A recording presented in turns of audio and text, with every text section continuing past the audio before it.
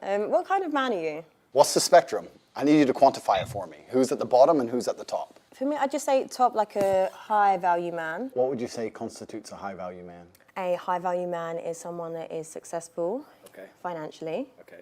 I'd say it's someone that's got a lot of integrity and good morals, that is very well respected, is very sure of himself, but also is a very family orientated man. That's, for me, a higher value man. Okay, so what's that done there is that she is trying to find a way to qualify or quantify him.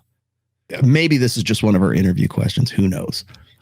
The idea here is that she's trying to say, okay, I want you to qualify to me. That was what the question's about. Are you a high value man? Okay, he brilliantly. Well, what makes a high value man? Do I have that? Do I have that? Do I have that? Do I have integrity? Do I have money? Do I have this? Yes, yes, yes, and yes. Now, the problem with the question, what is a high value man, is you're only going to get one side of hypergamy answering. It's only going to ever be about what makes a man attractive. Now, high value man is not just about like your money and your integrity and all this esoteric, values and bullshit. Okay. Because what that is this is what I need for the long term. It's not, you got to be hot. You got to be jacked and juicy as fuck. But she's not going to say, what do I find arousing? She's going to find out what is attractive in what makes, I always say this. I've said this to Fresh on several times.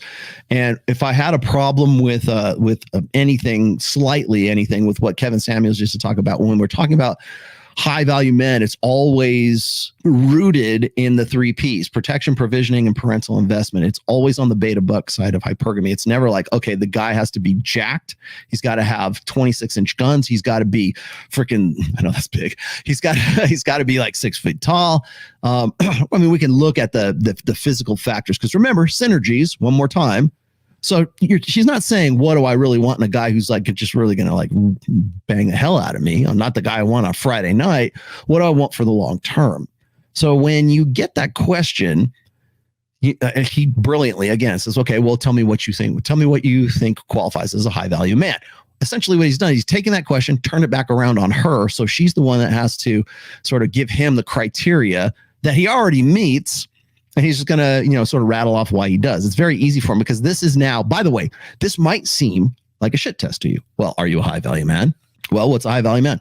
Now, when I tell you, and there's other shit tests that are going to happen in this as well. Okay. So here's what happens is when that woman gives you a shit test, what you as a guy have to do is you have to be able to take that. And it's like what I call, and it's in book 5. This is in my player's handbook. Okay. In book 5, I say this, it's like game jujitsu. You use your opponent's energy, their strength, their momentum, their delivery, and you use it against them. You let them follow through, and then you push them to the side, or you redirect that energy back upon them. It's like fencing, thrust, parry, repost. You're the one doing the parry and the repost. And that's playing the game. Play with her and play with her. And that's exactly what he's done up to this point. I'm high value. He's very sure of himself. Yeah, so what's a high value man for you? Pretty much basically what you said. I think a high value man is a capable man. I think capability can be judged in many different ways. And capability is something which varies depending on the situation. You need a man who is capable of doing lots of different things that he doesn't do very often.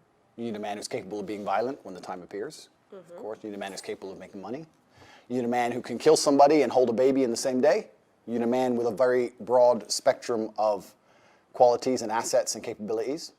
And this is actually what the most difficult thing about being a man is. Most people, when I say most people, let me change that. Most females don't respect how difficult it is to become a high value man. Because to become a high value man, you need to have so many different qualities and so many different capabilities. It's a very difficult thing to do. You need to be funny and smart and charismatic and interesting with stories and strong and rich with a nice car and a nice apartment. Whereas to be a high value female, you need to be hot. That right there was enough of a turnaround that he could have stopped right there.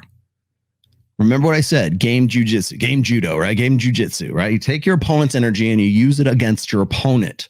This is what he could have stopped right there. Now he's going to go on and talk about, well, what makes a high value woman is she's got to be hot. She's got to be available, blah, blah, blah. Okay. This is like the finishing move, right? I mean, this is where he has taken her question, her shit test question, shown that he knows how to play it turn it back around on her, and actually he's going to go and amplify it with the rest of this. If you're nice, it's a bonus, but it's not even that necessary. That's it. If you're a pretty female, even if you're a piece of shit person, you're going to get messages on Instagram. Yeah. Whereas if you're a good-looking man who lives with his mother, you ain't getting any messages. Okay. That was the finishing move for the question of, are you a high value man? Okay. So now it's like, yes, I am. And this is what I think a high value woman is. Now it's her turn to parry and repost. Not really. I think so. I think that if you're a good-looking man, that's all you have going for you, I don't think you're going to succeed very well in life. Yeah. I know there's very... And there you have it, my friends. If you're just a good-looking guy, you're not going to succeed in life. Understand? That's why we said game trumps looks. Okay. Remember, game, affluence, and looks. Have 2. 3 is best, but if you can only have 1, game is the most important of those.